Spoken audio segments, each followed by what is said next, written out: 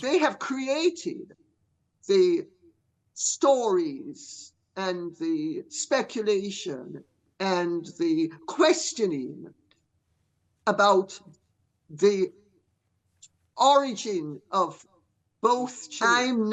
I wasn't born yesterday, and I know that 2 and 2 make 4. They don't make 22. The thing is that both of them, having posed as the victim for so long, are really the aggressors. Lady Colin Campbell and Tom Bower are known not as gossipers, but as credible insiders. What made their exposé different is the factual presentation rather than speculation.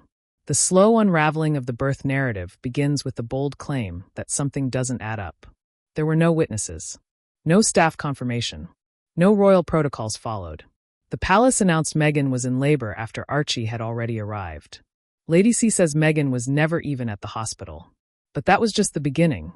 11 days later, Meghan's full name was removed from the certificate. Prince was added before Harry's name. The palace deflected questions. The Sussexes went silent, and speculation only grew louder. Instance of this is damaging to the royal family, and damaging to supporters, to the interests of the royal family. The California birth certificate carried the wrong state code. Code 105, which is normally used for Colorado, appeared instead of 104 for California. This raises the question, was this a simple clerical error or something more deliberate? Despite Queen Elizabeth offering vetted royal physicians, Harry and Meghan chose unknown private doctors. Both Santa Barbara Cottage and Portland Hospital have stated they have no logs confirming Meghan's presence. Bower supports this with first-hand interviews and cross-checked movement records. This is no longer about gossip. It could affect royal succession. UK law mandates that if surrogacy was used, it must be disclosed for the children to retain royal status. 1 point.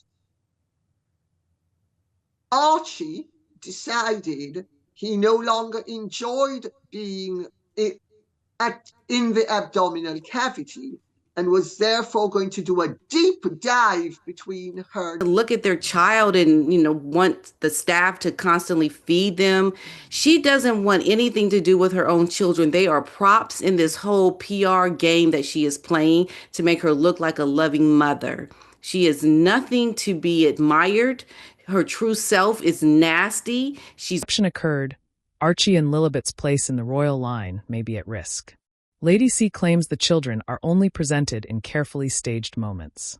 She suggests Meghan uses her children for emotional manipulation and public sympathy. Behind-the-scenes behavior paints a different picture from what's shown in press photos. Years after the births, Meghan claimed to have suffered a life-threatening condition.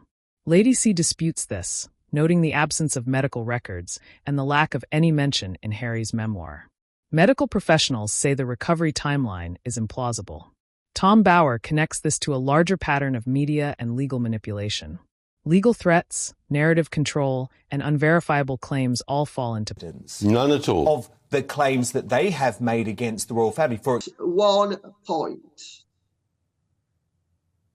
Archie decided he no longer enjoyed being in the abdominal cavity and was therefore going to do a deep dive between her. They could easily squash this, and they don't. What's odd to me is this is it's popular theory that goes and the bump, the moving, all this stuff. How the whole thing is unraveling. And yet they don't produce any evidence. None at all. Of the claims that they have made against the royal family. For created the stories and the speculation and the questioning about the origin of both children, whether Meghan had postpartum preeclampsia or just preeclampsia, which would have been prepartum.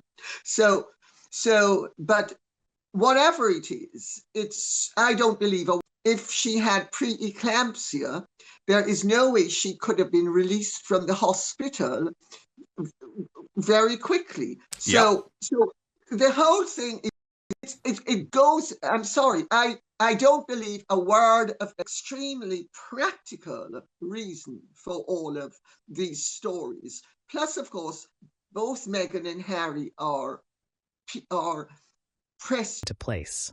Even previous denials about books and private letters have been proven false. The palace remains quiet, knowing a wrong move could trigger a constitutional crisis. But each refusal to release evidence only deepens public suspicion. This is no longer just a scandal. It's a full-blown crisis of credibility with lasting consequences. Please drop your thoughts on what you think Harry and Meghan are really up to. Don't forget to subscribe and share.